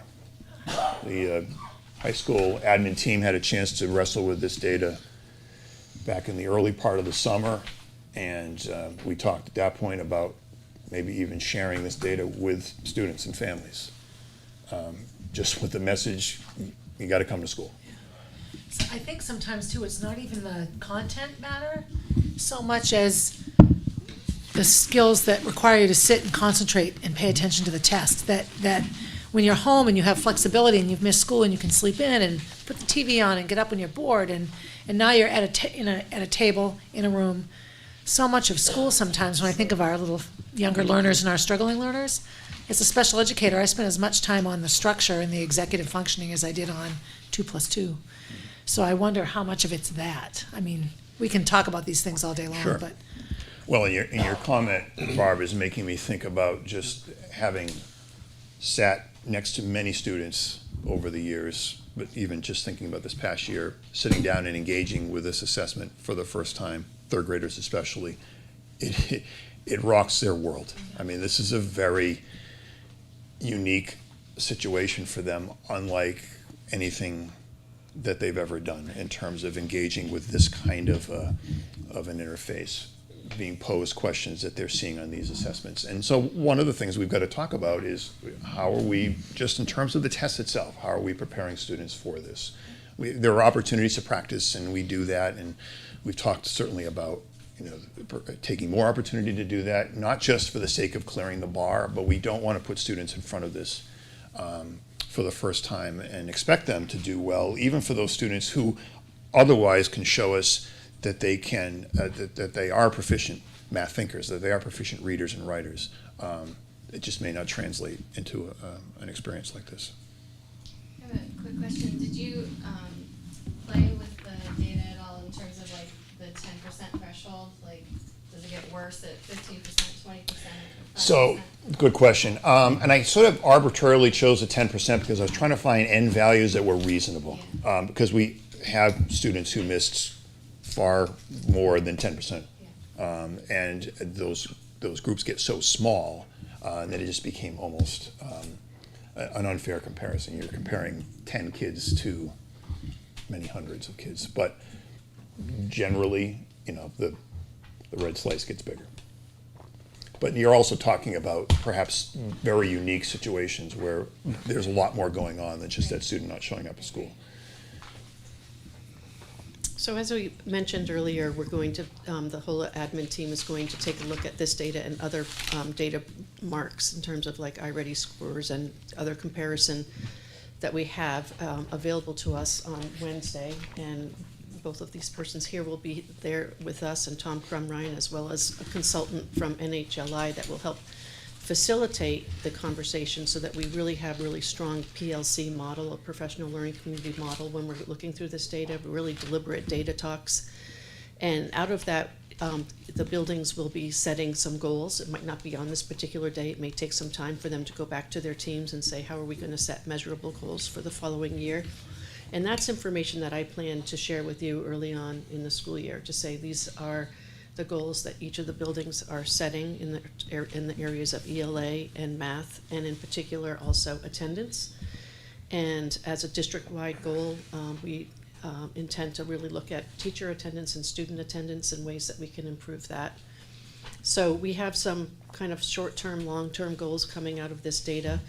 And I also will present to you once we have some comparable data to other districts, and we have these finalized scores. We'll do another round with you. But in the meantime, I'm just wondering if you have any questions. Questions? Go ahead. Did you look at it on a building-by-building basis, these Yes, we same did. kind of stats? We did, and there is variability from building to building. I think it'd be interesting at some point to understand that variability between the buildings. Yes, and in fairness, we wanted the administrators to look at that Sure, first sure. before we brought it forward to the public. That's appropriate. So that they could say, so what are you doing at your building that, how did you get that score? And, where's do we have equitable resources, or do we have some, explanations? So. One of the things that we would like to do, we started this year and like to continue next year, is to bring our grade levels together. So all the fifth grade teachers meet together in, when we have professional development days, so that, and we'll have somebody facilitate that discussion. And so that's the opportunity to say, gee, what are you doing, when you see one of the grade levels that did really well? What kinds of strategies did you use to achieve those results? And so we hope that during those PD days, our staff will have a chance to work with each other across the district, not just in their own school, but all 5 elementary schools, and then the middle and high secondary teachers by departments would meet together to do those comparisons. I think another underlying issue here is the equity issue, probably, and different demographics within the different schools, and the more we can suss that out and try to figure out what we can do to address those kind of things, it's probably going to be helpful too. Well, one of the things that I will have as one of my goals this year is to improve student attendance, and I also will have a goal that will have an improvement on teacher attendance. And I believe that those two, similar to what Barb Higgins said, that having everybody there. And remember, during the pandemic, and really for the last year or two, we've said if you had a runny nose, stay home. So kids might not have had a fever or been really sick, but might have had a runny nose, and we kind of got used to saying stay home. So we've all talked about this in the office, that we are going to have a campaign to help parents understand the idea that, the youngsters have, within reason. I don't want to send them to school sick, but if, they don't have a fever and it's just an allergy reaction or whatever, they can come to school. And I think we're going to work hard to make sure that message gets out for our students. Mr. Weinberg? So we've talked a lot about math coaches and interventionists this year. Do we know at all any relation between any of the data and where math interventionists and/or coaches were?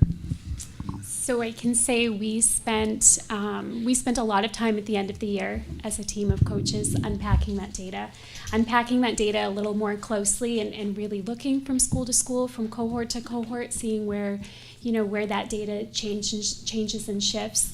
One of our major goals is to really think about how we utilize those math coaches this year.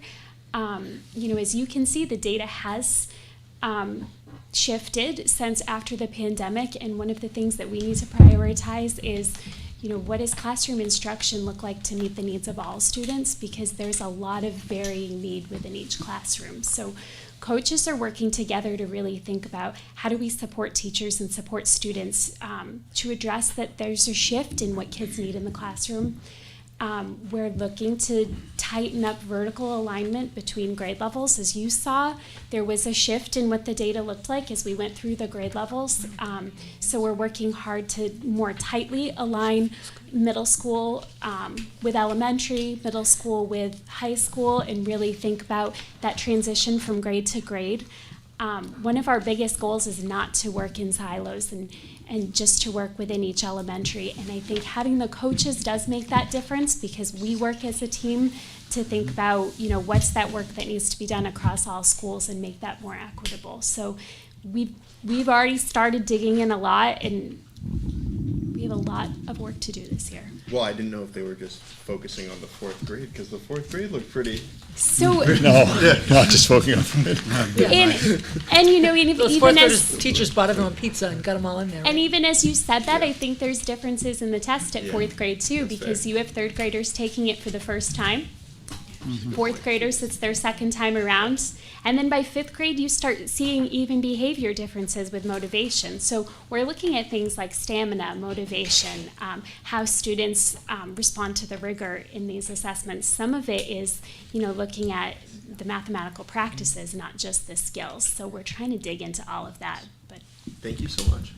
The other piece I'd like to acknowledge is, when you're looking at quality control and your product is blueberries, you have a standard with which you would address the blueberries. But children, yes, they're all children, but some children are blueberries and some are watermelon and some are lemons. And so we're teaching to a variety of students, and some, I think we forget sometimes how difficult it is to assess a skill based on knowledge of the skill, when what goes into the child learning it could be a learning disability, could be a family that speaks a different language, it could be they were sick that day. Like, it's just educational data. And this comes from me as a special ed teacher when I would, way back when we were working together sometimes. There's so much to sift through. It's just unpacking data is not like unpacking a suitcase. You unpack it and you turn around, it's full again, but everything in there is different. So I just am acknowledging that, and I think people need to understand that, quote unquote, quality control, how to make better blueberries, is much easier when you're planting blueberries than it is when you're educating children. There's so much more behind it. Well, the conversations that we have at the math table, for example, with math coaches, with Chantel there, with teachers there, putting student work on the table and looking at that with the eyes of, all right, what exactly is this student doing? How are they doing it? What does that mean in terms of his or her thinking, and where to go next with that student? That's the kind of qualitative work and qualitative analysis that leads to better performance. Yep. Not to discount the importance of the state test, but that's something we can't do with this. Right. Well, and people just get so focused on this, and this is Exactly. one day, one test. Correct. Mr. Croto. Well, thanks. So I'm glad to hear you say that there's some meetings expected and coming forward for district-wide, but grade-level teachers, because I think there's some really good conversations that come out of that. In another life, I did a lot of analysis of these kinds of tests, and one of the things we also found that was really helpful was the vertical meetings, because if I'm a 5th grade teacher and I'm not sure what the 3rd and 4th grade teachers are teaching in terms of any part of the ELA or any part of mathematics, maybe there's a gap somewhere. I thought you were doing it. No, I thought you were doing it. And those kinds of conversations do happen. And to hear you say that you're looking even further to look at individual kids and what those are, that's tough work. But thank you. That's going to help. These we could use all the help we can get. Other questions? I'll say thank you. I'll say, as a parent, these charts scare the daylights out of me, right? I mean, I would be very, very concerned.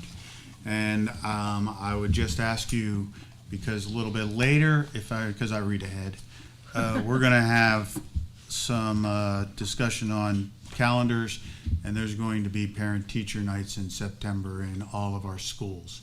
And so I would assume, and you can correct me if I'm wrong, that this is a question that parents who have a lot of concerns should bring up to their teachers on those sort of nights with regards to their own individual children, because that will make them feel better and will make them feel more empowered to contribute and participate as well.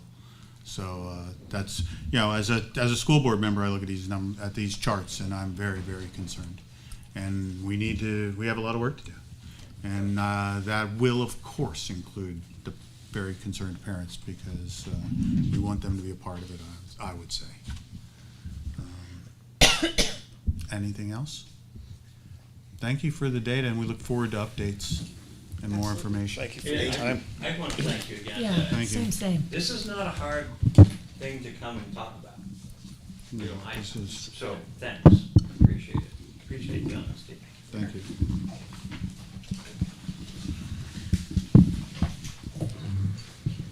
All right, let's move on to item 11, personnel. Do I need a microphone for Ms. Karen? Good evening. We do have 3 new educators for confirmation. We have on page 57. High school, Megan Fernandez will be replacing Tom Crumrine's leave of absence for a life science teacher. And a new, kindergarten teacher. This is replacing a resignation from Jessica Webb, Tara Tarian. And then Erica Markson will be coming in for a 1-year leave of absence over at Beaver Meadow. Okay. I'll make a motion to approve the slate. Motion made by Mr. Weinberg. Is there a second? Second by Mr. Cotton. Is there any discussion? Not seeing any. All those in favor, please signify by saying aye. Aye. Any opposed? Abstentions? The motion passes. Thank you. And next, we do have 1 fall coach nomination for a boys JV soccer coach. Okay, is there a motion Page 58. is there a motion to approve the recommendation for the JV soccer coach? So moved. Moved by Ms. Higgins. Second. Seconded by Mr. Croto. Is there any discussion? Not seeing any. All those in favor, please signify by saying aye. Aye. Any opposed? Abstentions? The motion passes. Thank you. Thank you. And just a brief update on the current vacancies that we have for our staff this year. For certified positions, we are down to a handful of teaching positions at the high school. We do have a part-time English position, a part-time art position, a business/math coach, and we're anticipating having an automotive technology vacancy. At Runlet, we do have a speech-language pathologist position available. And throughout the district, for support staff, we do have 4 administrative assistant positions. There are 19 ed assistant positions. 4 of those are part-time positions. We do have 14 tutor positions. We have 5.5 or 5 full-time, 1 part-time custodial position, 4 food service positions, and we would be appreciative for 4 bus drivers. All right. And on that note, the district will be participating in a job fair on August 15th. It is an event that is being hosted by the Boys and Girls Club, and that will be at the Bank of New Hampshire stage in Concord. It'll be from 1 to 3:30 p.m. and again from 5 to 7 p.m. There will be representatives from each department in the district, and we would welcome anyone who's interested in applying. Very good. Thank you. Anybody have any questions? Thank you very much. All right. Next up is CA contract proposal. who's going to be taking this one? Well, I think that the negotiations committee met last week and reviewed the proposals. So I'm going to assume that the negotiations committee has a recommendation to the full board tonight. You do. Way to throw it back to me. Yes, sir. Well, Thank it's you very your- much, Superintendent. You'll find the CEAA tentative agreement on page 59. The negotiation committee reviewed it during our most recent meeting and made a recommendation to the board to approve the agreement. I think that I believe it was Mr. Dunn has put together this highlights. It's pretty thorough. I hope everyone had a chance to look through it on page 59. And I will make a motion to approve the agreement as outlined here. Is there a second? Second. Seconded by Mr. Weinberg. Discussion. Not seeing any questions. I appreciate the fact that everybody got a chance to take a look at this. All those in favor, please signify by saying aye. Aye. Any opposed? Are there any abstentions? The motion passes 6-0.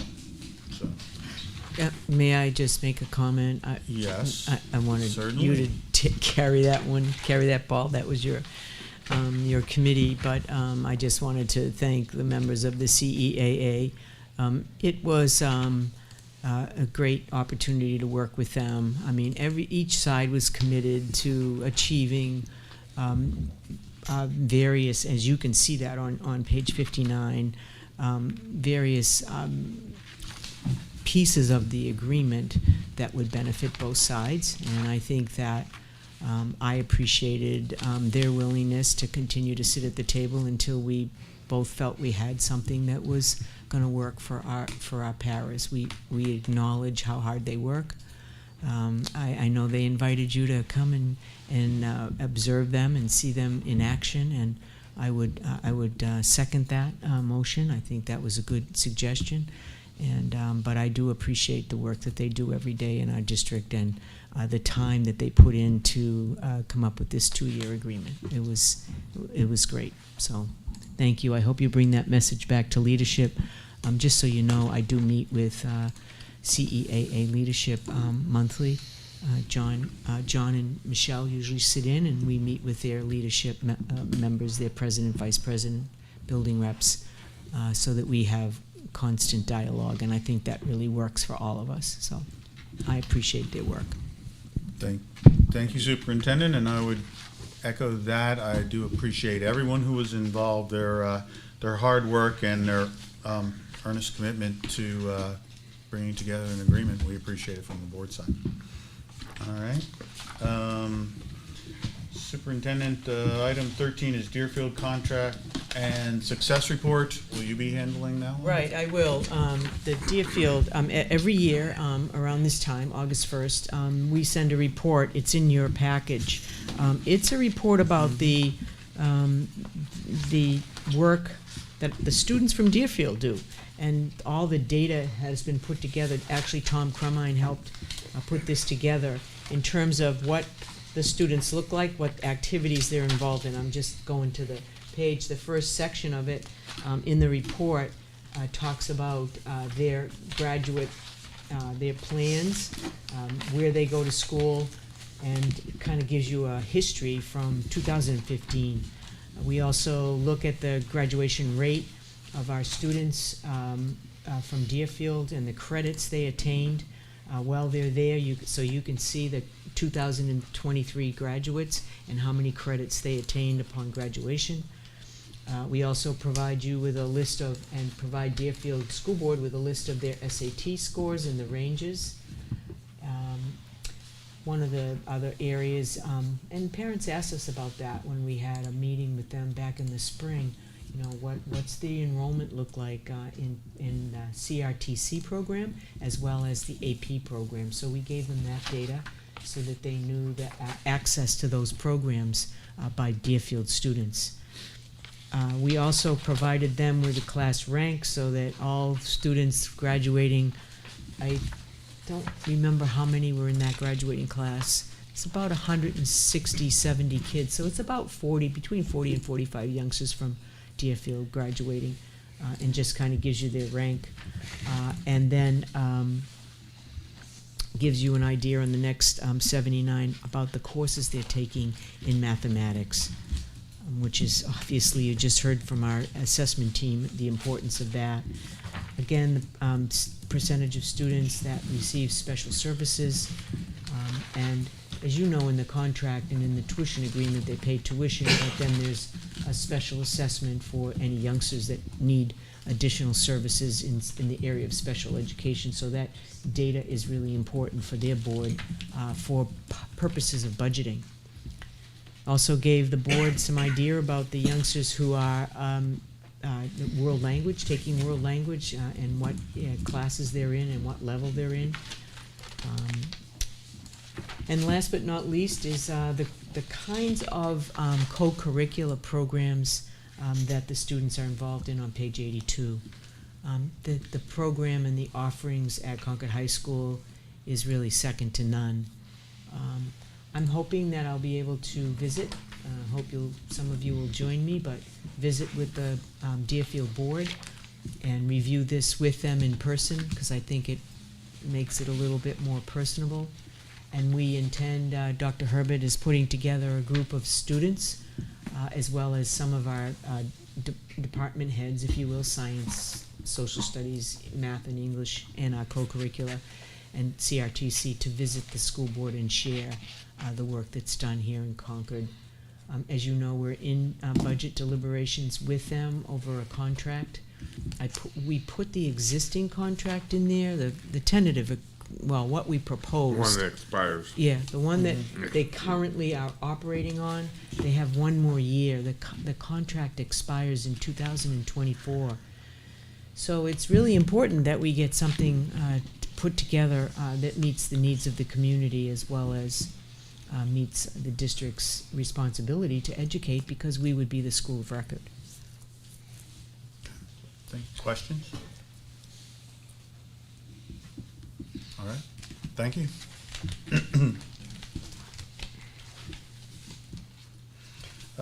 Next up, we have communications and policy. Mr. Cotton. We have two policies to present to you tonight for this is the second reading, so we'll be asking for motion to approve these policies. The first one deals with therapy dogs. The second one deals with service animals. Should be noted that service animals do not include dogs by and large. Service animals can vary from things like small ponies to other animals that are necessary to support kids in the classroom. There were not significant changes, quite honestly, in either one of these policies. Just a little bit of cleanup work by and large. Be happy to answer any questions, but otherwise I'm going to make a motion to adopt policy number 790 with regard to therapy dogs, and policy number 576 with respect to service animals in school. Okay. Motion to approve. Motion has been made to approve policies number 790 and 576. Is there a second? I'll second it. Seconded by Barb. Discussion with regards to, and we can talk about each one individually if you want to, but if anybody has any discussion with regards to the policies. As someone who is highly allergic to furry things, I was relieved to see lots and lots of information around how to handle the need for an animal to be in a school if it were going to impose a safety risk to a student. That was my first, when I first saw it, I'm like, uh-oh. But the policy seems very well fleshed out in that regard. Thank you, Ms. Higgins. Any other comments, discussion points? Not seeing any. All those in favor of the motion, please signify by saying aye. Aye. Any opposed? Any abstentions? Both of these policies pass on the second reading, so thank you. Anything else, Mr. Cotton? No? All right. With that, we will move on to other business, monthly enrollment. Superintendent? Let me just get to that page.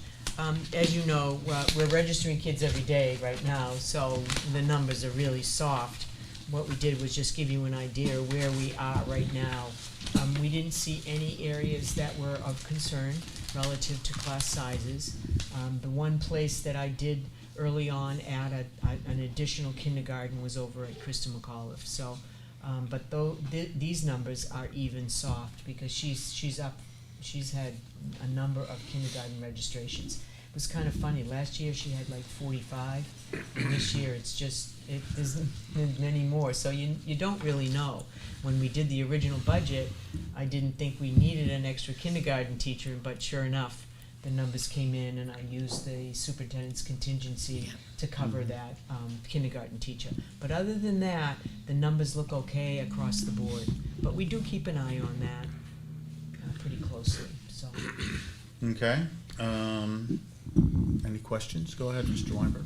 So we don't anticipate Beaver Meadow 4th grade getting any larger?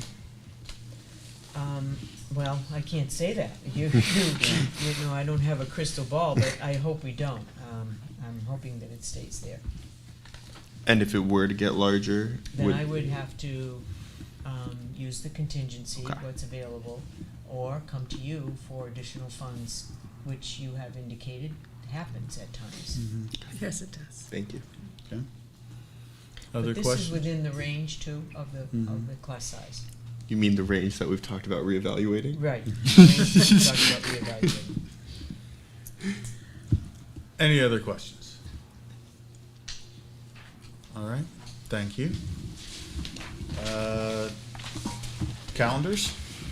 I've said this before, you always give me a hard time, but you do have 2 months that'll look pretty busy, as you can see by the different activities that are on it. And this week, just you know that we have administrative retreat starting with the data on Wednesday here, and then we have a pretty aggressive agenda for 2 days with our administrative council. So looking forward to that. Just a note, farmers market on Saturday. That's at least what Mr. Weinberg indicated. So That is what I indicated. Yeah. I unfortunately had a commitment that came up. So if board members would like to do that, just reach out to me after and we can find a way to make that work. But if not, then we will have to postpone it, unfortunately. Okay, well, whatever We works, can- right? So on the following week is where we have we have to make some decisions here. The 14th is your special board meeting, we talked about that, to talk around the project. I see that as a work session for you to discuss, where do you wanna go, what do you want to make sure is happening, and we can update you on anything that's new to the project in terms of any data and information that we get. I think it's the 16th, which is a conflict, because that we received an invitation from the local group in town who are sponsoring a night to have people express their concerns, or not concerns, but questions, asking questions or thoughts around the middle school project. So that starts at 6 o'clock out at the community center, and I think you've always participated in those in the past. I think it's good to have the board represented there. So I'm thinking that maybe we should postpone the 16th. So when you say community center, you mean the Heights? Yes. Community Yeah. Center? Yeah, Yes. it's Concord Green Space putting it on. And, I'd like to move that. I'm the chair of that committee, but I'm not sure what's on the agenda yet. Well, we want to go back and look at the volunteer policy and the parental right to request about materials. So there were a lot of input, and it got a little bit difficult to follow, and we want to make sure we have the right policy in words and verbiage in that policy that's clear. So we pulled it back. The other one I talked to John about today, and of course, that's the seclusion and restraint policy, new legislation passed on that, so we want to align that. But to me, those were the two most important ones right now, but not anything that we can't, it's not like we have to have it by a certain date. We're okay. Well, the next meeting for that is scheduled the 27th of September. I don't know whether we want to put it off that far. Is it, can we just bump it by a day? Is that too? We could too bump much? it to Thursday, the 17th. It's okay with me. I know that since you're bringing something that I don't want to presume that you guys are available, but it would be simple enough.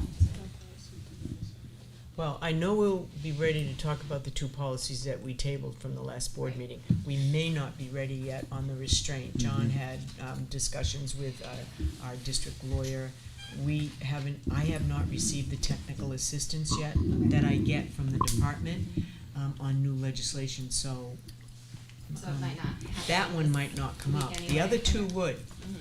because we tabled it. Do we want to pencil it in and see?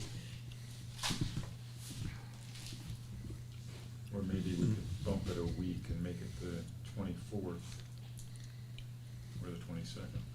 Would that give you more time, John, do you think? Yeah, we still haven't received the technical advisory yet, and it's kind of what we're waiting on. We have the information from our attorneys, and I'm actually meeting with them on the 17th to talk about it. But I really, to go to policy, I want to make sure we see what the DOE has to say to us. And it usually comes out in technical advisory, as Kathleen said, and we haven't received that yet. So I'm thinking that might be a September thing. Okay. We should definitely have it by the 27th. I'm fine with September. I just don't know. Okay. I don't know when. Well, we have you, We're on the 27th. We yeah, could move it we're up to the 14th. last week in the, Move it up to the 14th or something. Do we need to be before the 27th?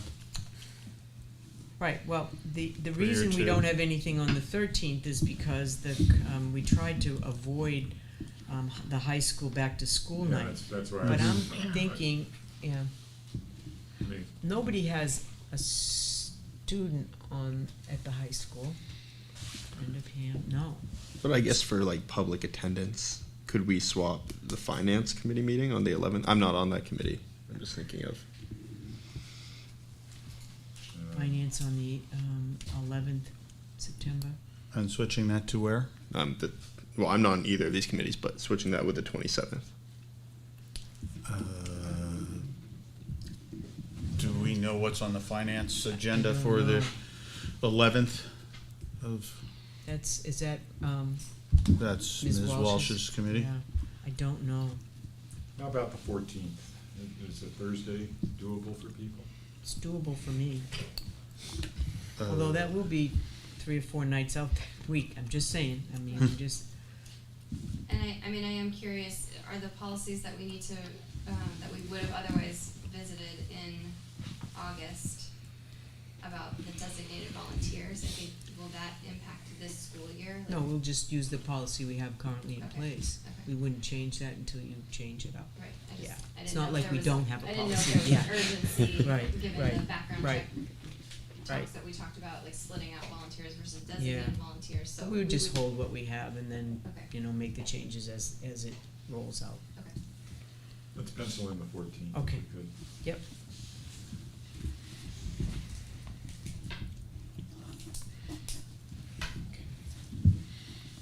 Eliminate the 27th and the 16th of August, right? Yep. Okay, Okay. all right, good.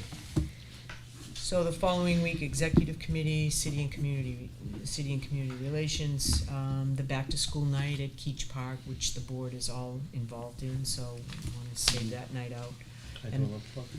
Yeah, sure, go ahead. Just that we have a committee working on our back-to-school night. It should be, each year we've kind of expanded a little more, and of course we'll have our interpreters there. and we'll have our messages for parents. We'll have a registration table for anyone that needs help with any technology registration. We'll have our table for employment and hiring. We'll have food service there. And we have a lot of community partners this year that have asked to come and put tables up. The police will be there. The fire will be there to have their trucks to meet the community and be out with the students and the families. So it looks like it's a well-planned event. We ask the board members, anyone else to be serving or being part of it, to arrive at 5, but the public will start at 5:30, and that's when we'll start having the public there. But thank you. Good. Thank you. Okay. Can I just add something to the calendar for that week? I'm Yeah, sorry. go ahead. I just wanted to put out that on the 21st and 22nd, we're having our new teacher orientation, and we always like to invite the board. So on the 21st is our first day. We start at 8 o'clock in the morning with some coffee and donuts, etc. And the meeting starts at 8:30 with introductions. So if anyone would like to attend, I know Mr. Richards usually Is that attends. at the high school? And it's at the high school, the media center, so you're all welcome to come and introduce yourselves. Thank you. The president of the board always has opening and welcoming remarks also. You're giving me an assignment. It would be my pleasure. I know it is. I know you enjoy that. That's why you get the $1,000 stipend. Same as you. So, thank you. No, Are you all right?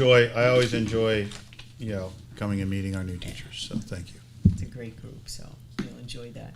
Following week, 2 days for teacher workshop days. All staff return, and on the 29th will be an all-staff meeting. Not the first day, but the second day. We have a speaker on the first day for staff. The second day will be at, with a little bit of luck and the weather holds out, at Memorial Field, and we'll have everyone, including the Ed Associates, because that's their first day back. And I really wanted to have them there. Yeah, they and would be- miss out on that's nice. Yeah, because they have in the past, and that was, I wanted them with us. They're part of our team. We'll have, again, our president will speak and welcome everyone back to a new school year. And we have some other, the annual award that we give, the Bob Silver Award, will be given along with other activities. So it's a good day, good day. And I can't believe it, but the first day of school is on the 30th of August. I can't gesture the way I would like to right now, but. And the Finance Committee meets at 5:30, so that's it for August. And in September, again, a busy month. We have farmers market scheduled for the 2nd. There's no school on the 1st because they have a long weekend for Labor Day. So the kids go to school just a couple days that week. You have your school board meeting, your monthly meeting on the 5th, on Tuesday, the 5th at 6, Capitol Facilities, and then on the 7th, every year you have an evening where you have people who are interested in running for the board can come, and you sit as a board and answer questions they might have, but provide information to people who are interested in being a member of the school board. So that's 6 to 7. We didn't decide. Here. Yeah, we'll do it right here. We'll do it here. Here. And then the filing for school board seats is on the 8th, opens on the 8th, and extends through the 18th of the month, 10 days. So just keep that in mind. Those seats for this year's election will be by zone.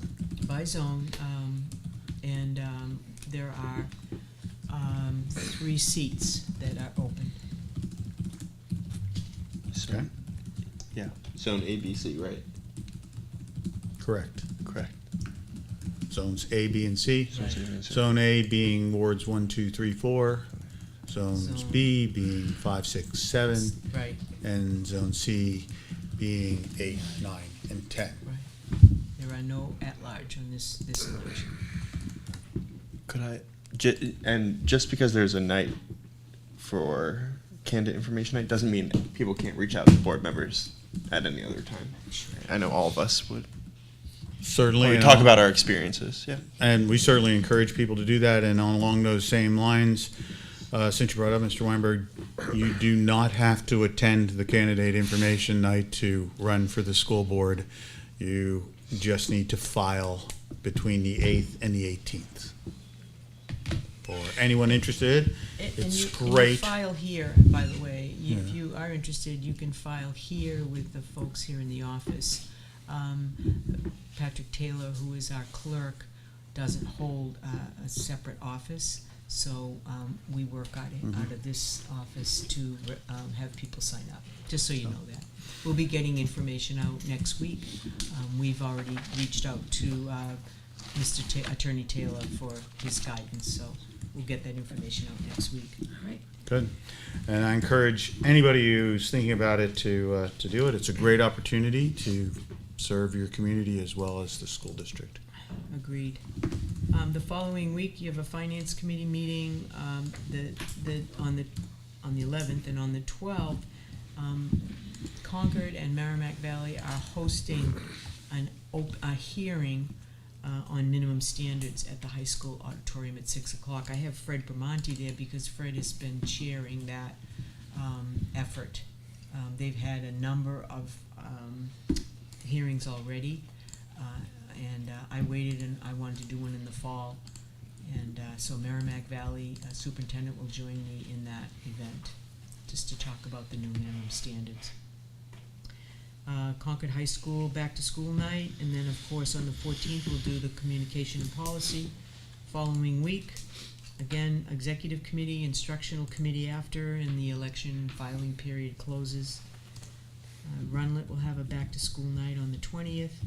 The 21st is a busy back to school night, so if you like to visit the schools that night, you've got a lot of places to go. Broken Ground and Beaver Meadow and Abbott Downing and Krista, so they're all doing it the same night. Last week of September is the Multicultural Festival at Keach Park, 11 to 4. Great event. It's an awesome event. If you can get out on a Sunday afternoon, it's well worth it. 2 forums on the 25th and 26th is what you asked to have on the calendar for folks to be able to be part of a hearing around the proposals that you have developed thus far. And that's it. Okay. Busy time. Any questions? Okay. With that, I don't believe we used up all of our 30-minute period. Does anyone have any additional public comment that they would like to make that you haven't made already? Well, thank you. And I believe we have a non-public session tonight, Superintendent? We have a non-public session, 91A3, Section 2A, for the purpose of discussing contractual matters. All right, and I will say that before I take the motion to go into non-public session, that I do not anticipate that the board will conduct any further business as after the non-public session. I would anticipate that we will come out and adjourn. So I will allow our broadcasting folks to end their transmission and leave. And with that, do I have a motion to go into non-public session? So moved. Moved by Ms. Higgins and seconded by Mr. Croto pursuant to the section of RSA 91A that the superintendent previously mentioned. This will be a roll call vote. Who will be taking the roll to make sure that we get that recorded? I'll do it. Go ahead. Let me do it. Good job. You So can pass fun. that on. Ms. Meeker? Mr. Croto? Yes. Mr. Cotton? Aye. Mr. Richards? Aye. Ms. Higgins? Aye. And I vote aye. So, we are in non-public session. Thank you, everyone.